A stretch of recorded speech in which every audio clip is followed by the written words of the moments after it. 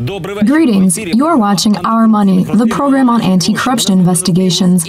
My name is Bihus, and today I'll tell you about no less than a legendary person of the Ukrainian judicial system. The person who through decades of judicial work has created a network of connections, influences, and real estate registered for his wife. Artur Yemelyanov, the judge on economic issues. He has taken a career elevator right to the High Economic Court of Ukraine, which seems to have retained considerable influence even after it got reformed.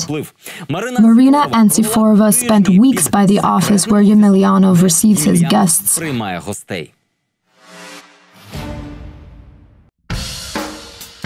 Kyiv city center, a splendid house in the government block, 5 minutes on foot to the presidential administration and the National Bank. 10 minutes away are the cabinet of ministers and the parliament. The Supreme Court is 2 blocks away. It's a perfect place if you want an office to hold negotiations with officials, or say, judges. The 6th floor here has the office of a powerful and notorious figure, the High Economic Court judge, Artur Yemelyanov, one of the most influential economic judges. He was called the architect of the system of influence on judges, which also means influence on the fate of massive debts, corporate disputes, and other business-related issues. As I've said before, I say today that this case is entirely trumped up. He issued orders on how to deal with which cases, so he thought I had to decide on cases exactly the way he told me to. Yemelyanov's lifestyle is legendary as well. Throughout the 18 years of working as a judge, his family acquired around 15 flats and immovables all over the world, from Austria to UAE. The Prosecutor General's office linked millions of dollars on offshore accounts to Yemelyanov, who seems to spend more time on planes to Vienna than he does driving a scooter, the only transport he officially owns, according to his declaration. This is slander, so do you deny everything? Entirely. Currently, Yemelyanov is a suspect in a big case on influencing judges. However, he is still a judge of the High Economic Court. He regularly holds meetings in the government block, and we're not talking about his court office. We've been here for several days, and we saw Yemelyanov almost every day. Seems like it really is some kind of unofficial office of his.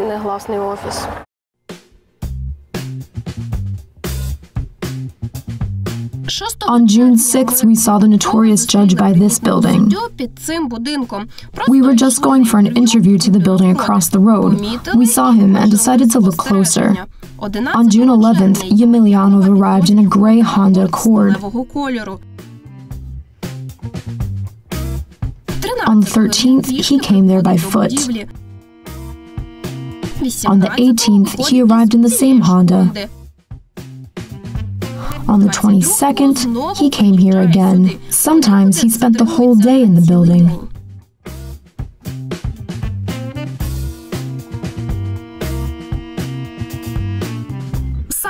We couldn't get into the office, the way blocked with iron bars, similar to those at the entrance to the PGO. Is Artur Yemelyanov here? Will he be? I have no idea.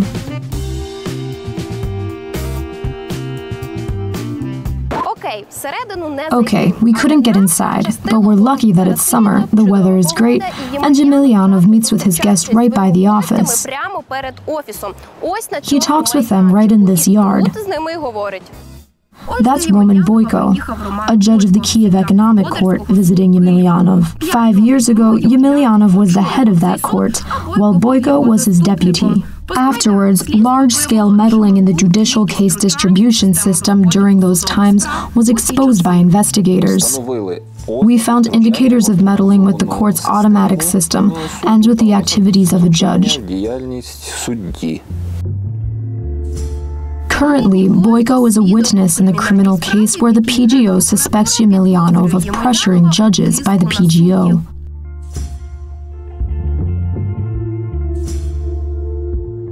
Sviatoslav Pogranichi of the Association of Judges decided to visit Yemelyanov too. I don't understand this. Yemelyanov is being prosecuted. He is suspended from work. Why do they all still visit him?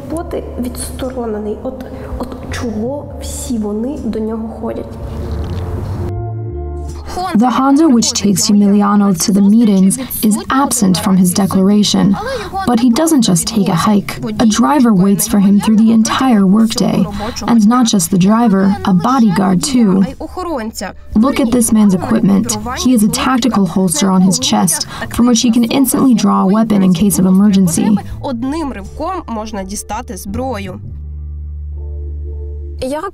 Once upon a time, the post-Maidan prosecution found the Panama accounts in Liechtenstein. It tried to prove that they are controlled by Yemelyanov's family, but his declaration didn't mention any of the money.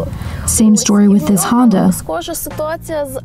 The only transport he declared is a Vespa scooter, that little donkey on wheels, but I'll show you what he really drives now, a Honda Accord with a personal driver.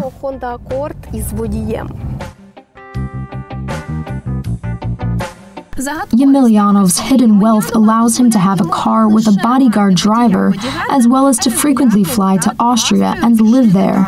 Our colleagues saw him in Vienna. Do you think I have time for an interview now? Or do you think if you want it, I have to want it too? That's not a single flight. The judge constantly informs the investigators about his trips. It's hard to find a judge more notorious for corruption scandals than Yemelyanov. His name is featured in a number of criminal cases: unjust enrichment, money laundering, influence on a judge, and meddling with the automatic distribution system of court cases. Did you have access to the system at the time? Could you make any corrections? It's impossible. The head could never do that. The case on Yemelyanov's influence on judges lists more than 20,000 instances of meddling with the case distribution system. Charges are promised to be served in a month. It will be done as soon as possible. This was just a little introduction to our subject of today. He's still officially a judge, and an influential one at that, however suspended from work. A witness on the criminal case visited him, as well as the head of the Association of Judges, just to shake his hand. We won't overwhelm you with his guest list, instead just concentrating on a single one, the most interesting one.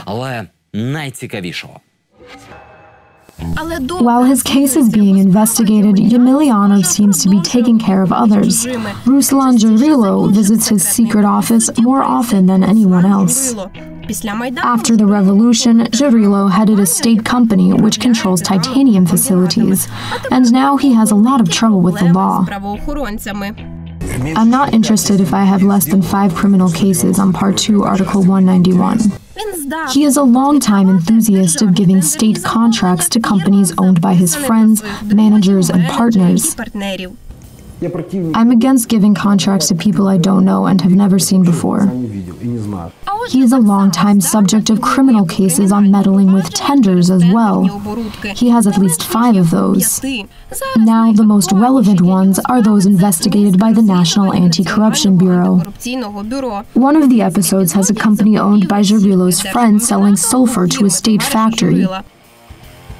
Nabu went to the Commerce Chamber of the Supreme Court to render the contracts void. This would have allowed the detectives to serve Jarilo with charges. A short remark for you to follow the story. We're undergoing a judicial reform. The High Economic Court is already dissolved on paper. Yemelyanov doesn't work in the judiciary. However, he still meets with friends and colleagues. The function of the old High Economic Courts are now the domain of this new Commerce Chamber of the Supreme Court. Yemelyanov's ex-colleagues work there. Jarilo's case is processed there. June 6th, Yemelyanov and Jarilo meet at 1 p.m. They talk for around 20 minutes. Jarilo said something in bewilderment while Yemelyanov listened. After the talk, Yemelyanov went to his office and Jarilo left. Left in a black Audi registered to a winner of many tenders of a state factory Jarilo had once controlled. June 11th, several days after meeting with Zhirilo, Yemelyanov goes to the Commerce Chamber of the Supreme Court. However, the Commerce Chamber of the new reformed Supreme Court is located in the same building as the dissolved High Economic Court, which has the suspended judge Artur Yemelyanov.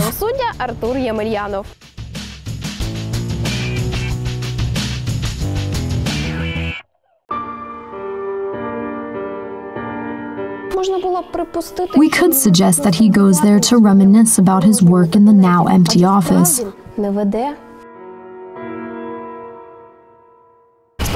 We kept watch over the building for weeks as well. Yemelyanov visited it only once after meeting with Zhirilo, and 3 days after Yemelyanov visited the ex-building of the High Economic Court, the judges there made a decision in a case very important to Zhirilo. In the last hearing, we considered the case on the merits. If the judges decide that the contracts are void, the detectives would get proof that the contracts were illegal, and Zhirilo would become a suspect in embezzling. What do you need to satisfy our causation appeal?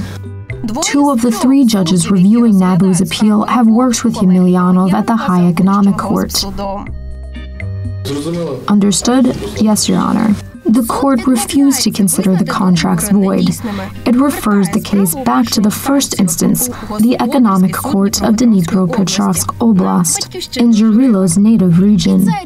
This decision saved Zhirilo from being charged by Nabu on yet another case. Is this connected to the recent meeting? According to the investigation, Yemelyanov was the one who created a system that facilitated correct decisions at economic courts. We don't just say that Zhirilo was saved from another serving of charges. He was already served with charges on other cases by the Nabu. But this wasn't his last meeting with Yemelyanov. June 20th, Zhirilo visited Yemelyanov yet again. He looks even more nervous. The judge calms his friend down. Again and again. He has a reason to be nervous. Zhirilo is a suspect in a high-profile case of embezzling $17 million on procurement of uranium concentrate for state enterprises. Detectives completed the investigation and sent the materials to court. Yemelyanov's driver always kept close during Zhirilo's emotional suffering. After the talk, Zhirilo didn't get in the Audi you saw earlier. Now he gets into a green Land Cruiser. It's owned by a state company Zhirilo was suspended from controlling, the cars of which he surely has no right to use. What's his legal status at the company? Is he fired or he is suspended for the investigation? Tell me, please, does he come to work or something? Of course he doesn't. He's suspended. He doesn't have a right to perform his duties. After another therapeutic session of Zhirilo and Yemelyanov, another miracle happened at court. The next day, the Shevchinsky District Court of Kyiv remitted the case on uranium concentrate back to the agency, telling them to brush it up. Another coincidence of a lucky court ruling and a meeting of Zhirilo with Yemelyanov. Criminal proceedings aren't the sole reason for today's subjects to meet. Their families to be more precise, are connected by $1 million and a half-legal cigarette business. Well, half-legal is an overstatement. More like about 9% legal cigarette business. Moreover, an MP from the People's Front will be featured in our next story. A camera crew of the Zhovta Richka channel visited one of the newly created firms, which will provide the town of Zhovty Vody with about 400 jobs. Phase 1 of the tobacco factory was completed last year.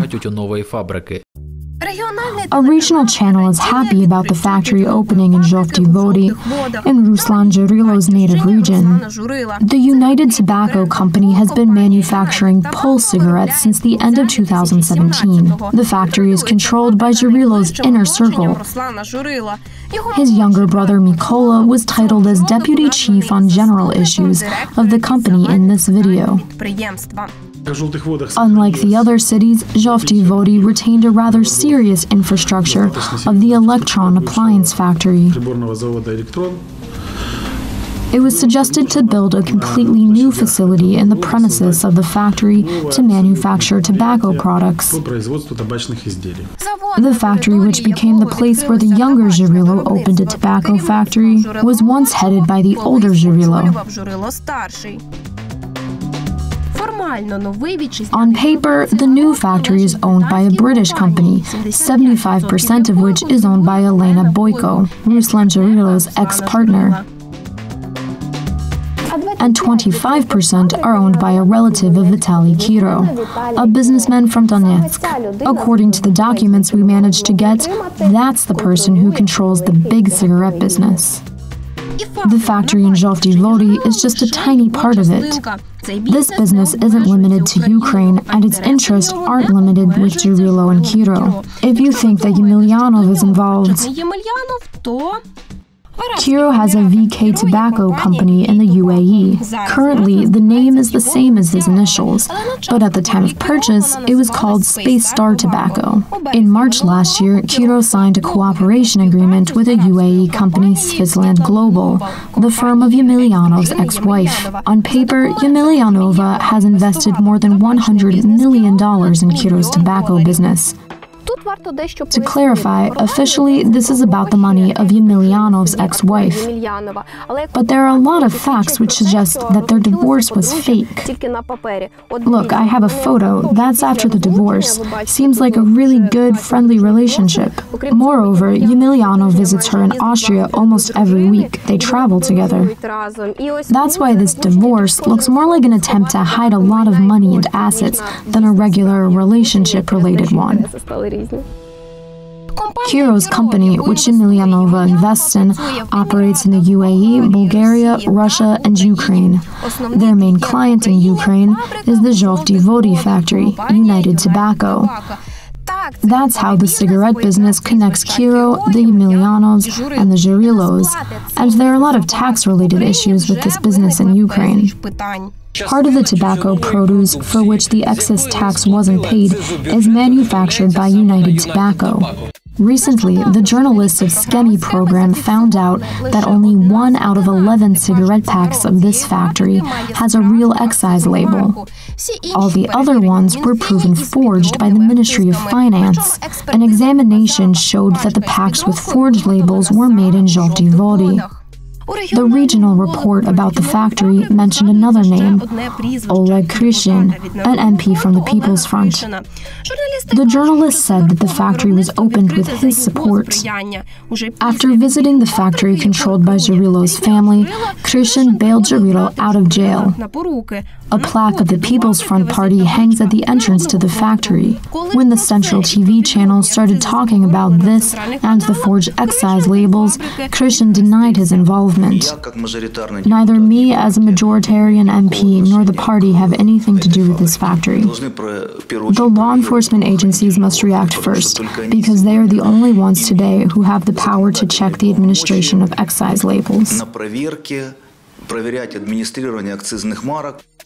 On June 22nd, the next day after the story about the forged labels came out, a black Toyota Camry with Dnipropetrovsk license plate drove up to the already familiar business center. This car is owned by the People's Front MP Oleg Krishin personally. Your car. So what? A man and a woman approached the car. They came out of the building with Yemelyanov's de facto office, whose ex-wife invested $1 million in the cigarette business. Krishin himself wasn't in the car this time, but when we asked him about the car, only about the car, he answers as if he drove there himself, but doesn't want to admit it. What's there? Only Yemelyanov's office? There's the passage nearby and the Volkonsky tea shop.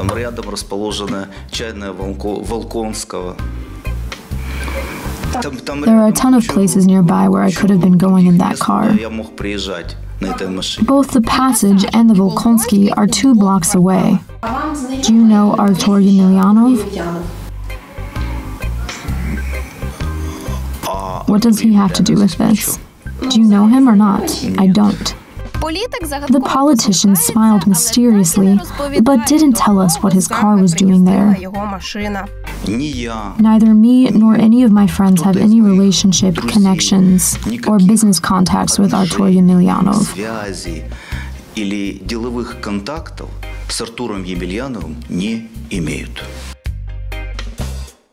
We didn't get to talk to Yemelyanov about his meetings or the hidden office. We turned to his lawyer with a request to forward our question to the judge. As far as I know, he had a vacation planned. He may be abroad at that time. In any case, please pass him our questions.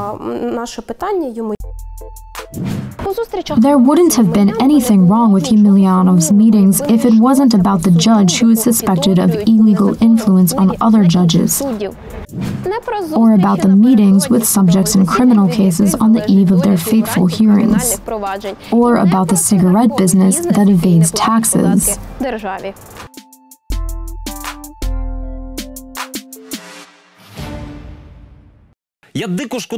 I'm really sorry that we weren't able to show you the entire interview with MP Krishin because of the time constraints.